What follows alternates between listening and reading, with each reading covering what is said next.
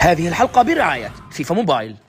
السلام عليكم. في بطولة كأس العالم للعجائب والغرائب، السعودية اللي راهنا عليها وعلقنا أملنا وطموحاتنا وأحلامنا بها ودعت وخسرت من المكسيك 2-1، وتونس اللي قطعنا حبل الأمل منها واستسلمنا وقلنا يلا نخرج بس بأقل الأضرار، انتصرت وفازت وحققت فوز تاريخي على المنتخب الفرنسي بطل العالم 1-0. وهذا يؤكد شيء واحد وفقط: كرة القدم تنصف من يعطيها ولكل مجتهد نصيب. الأخطاء ثمنها الخروج من البطولة ودفع الثمن غالي. هذا كأس عالم وليس أي بطولة أخرى، أكبر بطولة في العالم ومنافسة تجمع صفوة منتخبات العالم. خذ المنتخب الدنماركي كمثال، من كان يصدق أن الدنمارك ستحتل قاعد ترتيب في المجموعة الرابعة؟ الدنمارك التي كان يتوقع لها أن تكون الحصان الأسود في البطولة، أفضل فريق أوروبي قدم تصفيات كأس عالم مثالية ومن أول المتأهلين، منتخب وصل لنصف نهائي يورو 2021 الصيف الماضي، وفجأة يخرج من الباب الضيق في كأس العالم قطر 2022. ليش؟ لأنهم ركزوا على قضية خاسرة خارج الملعب، لعبوا سياسة قذرة قبل البطولة، حاولوا شوهوا سمعة قطر في كل فرصة أتيحت لهم، والنتيجة خروج مدوي من الباب الضيق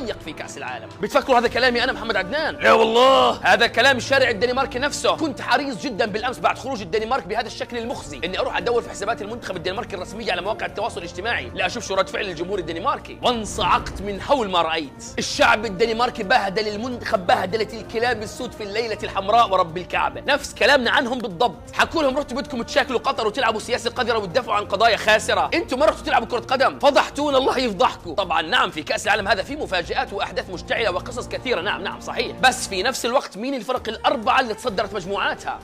للمنطق مكان كذلك في هذه البطولة. الأربعة الكبار تصدروا مجموعاتهم: هولندا وإنجلترا والأرجنتين وفرنسا. يعني يتوقع إنه نشوف دور 8 ربع نهائي مشتعل تماما، لأنه قبل البطولة كل التوقعات كانت تشير للقاء سيجمع هولندا والأرجنتين في ربع النهائي، ولقاء آخر سيجمع إنجلترا وفرنسا في ربع النهائي. الأمور حتى الآن تسير في هذا الاتجاه إلا إن حصلت مفاجآت، وهذا متوقع جدا. هولندا ستواجه الولايات المتحدة الأمريكية، الأرجنتين ستواجه أستراليا، إنجلترا ستواجه السنغال، وفرنسا ستواجه بولندا. هيك بنكون تعرفنا على أول 4 مواجهات في دور ال16، باقي 4 مواجهات أخرى ويكتمل نصاب دور ال16 وتكتمل شجرة الدور الإقصائي بخروج المغلوب. طيب شو صار في لقاء السعودية والمكسيك؟ وشو صار في مباراة تونس وفرنسا؟ أول شيء أنا حضرت المباراتين من قلب الملعب، كانت رحلة جهاد الانتقال من هذا الملعب لذاك الملعب وبالسيارة. أنا غلطتي إني تحركت بالسيارة، يمكن لو أخذت المترو اللي كانت الرحلة أسهل، بس المهم وصلت ولحقت على مباراة السعودية والمكسيك. خلينا نحكي عن السعودية أول ثم تونس عشان نزعل ونعصب وبعدها نرجع نفرح ونهدى، وبدكم تتحملوني أنا في هاي الأمور ما بجامل، أقصف ولا أبالي، وهذا طبعا من حبي وحرصي على منتخباتنا العربية. لازم أحكي كما تكلمت عن المنتخب القطري وقلت كل ما له وما عليه، أنا كنت صوت الشعب ولسان الشارع القطري، مشيت مع التيار وليس عكس التيار، والآن راح أحكي بلسان كل محب للمنتخب السعودي. الناس زعلانة وبدها تنفجر وأنا منهم. سؤال سريع، شفتوا التحديات الجبارة اللي صارت بيني وبين اليوتيوبرز الثلاثة أصدقائي الجبابرة أسامة مروة ومساعد الفوزان وأبو سروال في لعبة فيفا موبايل في قنواتهم؟ اللعبة جبارة يا اخوان، بس صراحة رسميا سحقتهم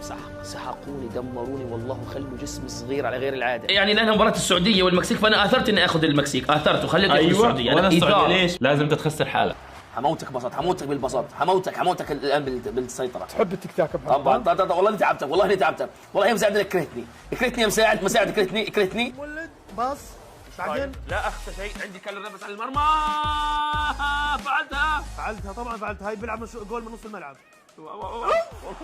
والله اللعبة حلوة.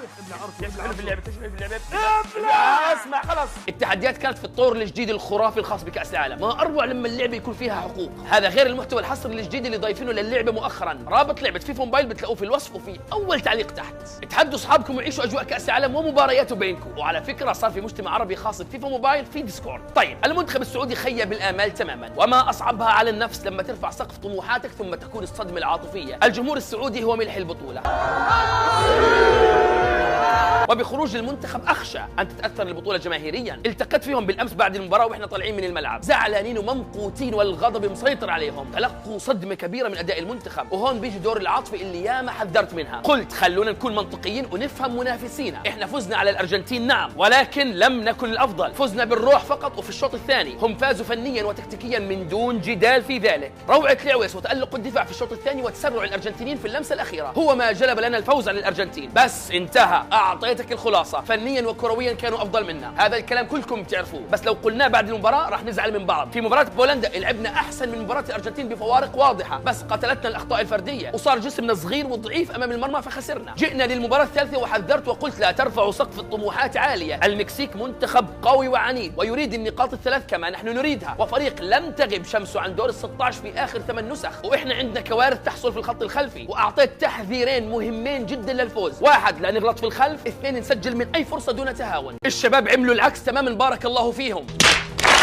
كوارث في الخلف، وفي الامام بس نقترب، مجرد نقترب يبدا التخبيص والاجتهاد والتمريرات الخاطئه ومحاولات للمراوغه كلها مقطوعه، ارتباك وحاله من التشتت الذهني. تبهدلنا ورب الكعبه تبهدلنا، سيطرت علينا النرفزه فخرجنا من جو المباراه، اللاعبين بيصرخوا على بعض فاربكوا بعض والكل بلوم الكل، تشتت واضح على مستوى المراكز. لو تشوف التنظيم المكسيكي وتقارنه بالعشوائيه الواضحه لدى المنتخب السعودي، قدمنا اسوأ مباراه لنا في البطوله، طبيعي نكون في المركز الاخير، بس بالمجمل هذا هو المتوقع للمنتخب قبل البطوله، ان نكون في المركز الرابع. بس لحظه حتى نحط الامور في نصابها الصحيح، احنا زعلانين لأن المنتخب قدم في المونديال كرة قدم ما توقعناها ورفع سقف طموحاتنا عالية. لو المنتخب خسر من الأرجنتين لما كنتوا زعلانين بهذا الشكل. أنا بعطيك الصافي الآن، نعم المنتخب خسر من المكسيك فنيا ونتائجيا، بس التجربة السعودية بشكل عام في المونديال فاقت توقعاتنا، لا ننكر هذا الأمر. سالم الدوسري كثر الله خيره ما قصر، الرجل صار الهداف التاريخي للعرب في كأس العالم بالتساوي مع سامي الجابر ووهب الخزري. انتم ما بتعرفوا، اعترفوا انكم ما بتعرفوا انه امبارح كان يوم غريب وعجيب وتاريخي. كان عندنا هداف العرب في كأس العالم هو الكابتن سامي الجابر ب3 أهداف، هدف في 94 وهدف في 98 وهدف في 2006. بالامس وفي غضون ساعتين فقط صاروا 3 في نفس المركز. وهب الخزري بهدفه على فرنسا صار عنده 3 أهداف، 2 في البطوله السابقه وهدف هنا في شباك فرنسا، وسالم هدف في 2018 وهدفين الان في شباك الارجنتين والمكسيك، فصار عندنا الان 3 هدافين تاريخيين للعرب في كاس العالم. برجع بقول سالم الافضل بين الجميع، قدم مونديال خارق حقيقه، انا متاكد ان العروض ستنهال عليه من كل حدب وصوب. لا انسى محمد كنه وسعود عبد الحميد ومحمد العويس، هؤلاء الثلاثه برضو برايي ما قصروا كثر الله خيرهم، بس شتان بين المستوى الفني للمنتخب المكسيكي والسعودي، هم افضل منا بكثير، هاي حقيقه لازم نعترف فيها. احنا خسرنا 2-1 بس ربك عز وجل ستر مما هو اعظم بكثير. طيب بتعرفوا ان المنتخب السعودي هو اكثر فريق في تاريخ دوري المجموعات في كاس العالم تحصلا على البطاقات الصفراء، حصلنا على 14 بطاقه صفراء في 3 مباريات، هذا بدل لك كم اللاعبين مشحونين ومرتبكين وفاقدين التركيز. الانجاز الوحيد للمنتخب السعودي هو انه تسبب باقصاء المكسيك من دوري المجموعات، عمل حدث تاريخي اضر بالمكسيك، هي كانت مباراه الخاسرين، المكسيك لاول مره من 32 عام لا تصل لدور ال16 بسبب مين؟ بسبب المنتخب السعودي، هذه ستحفظ لنا للابد. ومين اللي تاهل؟ المنتخب البولندي، على الرغم من سوء ادائه ولكنه تاهل بسبب مين؟ ليفاندوفسكي؟ لا والله، بل العملاق الوحش الخارق افضل حارس في البطوله حتى الان من دون منازع تشيزني، يخرب بيته ما اقوى وما اخبثه. بالامس تكلمنا عن حارس ويلز وورد وقلنا انه الاضعف في البطوله وفي العالم عموما، اليوم بنقول تشيزني هو الافضل من دون منازع، هو اللي اخذ منتخب بلاده لدور ال16، لا ليفا ولا غيره، هو تشيزني العملاق. تصدى لركله جزاء لسالم الدوسري في الجوله الثانيه، ثم بعد ما ارتدت الكره عمل تصدي اعجازي لمحمد البريك، وبالامس تصدى لركله جزاء لميسي، هو عنده تكنيك رهيب في التحرك على خط المرمى وايهام اللاعب المسدد بانه راح يتوجه لجهه فيتحرك فجاه للجهه المعاكسه، بيعمل فرين جسدي رهيب ما يجعل اللاعب يتردد في مكان تصويب الكره. وعلى سيره ميسي، هيك ميسي بيكون اول لاعب في تاريخ كاس العالم يهدر ركلتي جزاء في كاس العالم، ضيع امام ايسلندا في الجوله الاولى في كاس العالم الماضي في روسيا 2018 واهدر بالامس امام بولندا، بس برضه في رقم جبار عن ميسي نداوي به المعلومه السابقه الحزينه لمحبيه. ميسي بتاهله مع منتخب بلاده لدور ال16،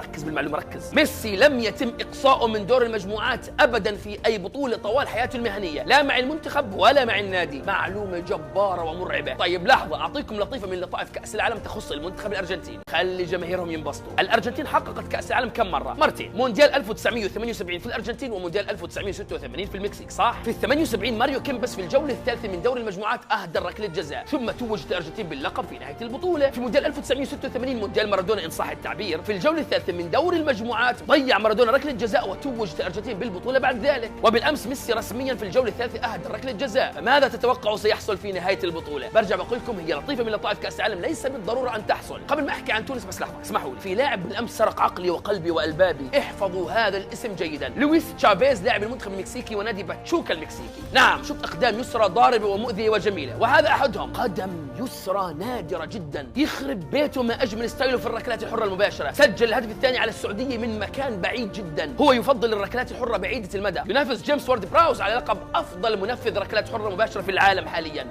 خارق هذا اللاعب. طيب المنتخب التونسي يحقق فوز تاريخي على المنتخب الفرنسي 1-0 في مباراه اججت أثارت المشاعر العربية وأبكت الكثيرين. تونس تهزم بطل العالم المنتخب الفرنسي وتقوم بما هو مطلوب منها للتأهل، ولكن للأسف لا نتأهل بسبب الفوز الأسترالي على الدنمارك. كل شيء كان ماشي صح، ولكن ربك عز وجل كتب شيء آخر، ليخرج الرجال مرفوعي الرأس تحت تصفيقات الجماهير الغفيرة التي لم تتوقف عن مؤازرة المنتخب طوال 90 دقيقة. تونس كانت أفضل من فرنسا في كل شيء، هذا اسمه فوز فني وتكتيكي متكامل العناصر. منتخبنا التونسي لم يسرق الفوز سرقة، بل سيطر وهدد وحشر المنتخب الفرنسي في مناطقه أغلب فترات المباراة. بتصدقوا متى أول هجمة فرنسية منظمة كانت؟ في الدقيقة 23 والله. منتخبنا التونسي من بداية المباراة كان واضح ماذا يريد، نزلوا اللاعبين متحمسين وضاغطين المنتخب الفرنسي. المنتخب التونسي أحرج المنتخب الفرنسي وتقدم عليه بهدف، وإن كان تم إلغاؤه بقرار من الفار، بس أعطانا صورة واضحة عن النوايا التونسية في المباراة، وأبان عن ضعف شديد في عناصر المنتخب الفرنسي الاحتياطيين. ديشام لعب المباراة ب10 لاعبين احتياط، وطبعا ذلك بسبب ضمان صدارة المجموعة قبل الجولة، بس كانوا طاعون عمواس القاتل، مستواهم الفني سيء للغاية. شتان الفرق بين الفريق الأساسي للمنتخب الفرنسي والفريق الاحتياطي، هاي كانت صدمة فرنسية. كمية لاعبين منهم لازم ما يشموا عشب الملعب من هون لنهاية كأس العالم. المنتخب الفرنسي للمباراة الثالثة على التوالي يعاني مع الكرات العرضية، تسبب له إحراج كبير مع سوء تمركز لاعبيه. فاران فنيا كان سيء للغاية، سبب رئيسي في الهدف التونسي بعد ما تفوق عليه وهب الخزري. صاير ثقيل وقليل حيلة وبطيء بردة فعله. للمباراة الثانية على التوالي يستبدل ديشام قبل نهاية البطولة. جلال القادري مدرب المنتخب التونسي غير كثير في المنتخب، وهذا اللي طلبناه. 6 لاعبين من نجوم الفريق لعبوا امام استراليا ما شفناهم في لقاء فرنسا، وهذا اللي قلناه، اعطي الفرصة لمن يستحق. هون تظهر شجاعة وحنكة وثقافة وقوة شخصية مدرب تحسب لجلال القادري. المنتخب التونسي تفوق على المنتخب الفرنسي فنيا وتكتيكيا، ولكن خسر المعركة البدنية، بس مش مهم، حصلنا على ما هو اهم وهو الفوز والنقاط الثلاث. حق لنا الفخر بهذا الفوز العربي التاريخي على بطل العالم. فرنسا لم تخسر من 8 أعوام ونصف في كأس العالم، جاءت تونس وفعلتها. احكوا لي في خانة التعليقات ليش خسرت السعودية وليش فازت تونس، وشو توقعاتكم اليوم للمغرب. لا تنسوا تنزلوا لعبة فيفا موبايل وتستمتعوا بطور كأس العالم الرهيب. ثبت لكم رابط تنزيل اللعبة في الوصف وفي اول تعليق تحت. لايك للحلقة واشتركوا في القناة وتابعوا تغطياتي اليومية لكأس العالم في حساباتي الشخصية. اراكم على خير اصدقائي، سلام عليكم.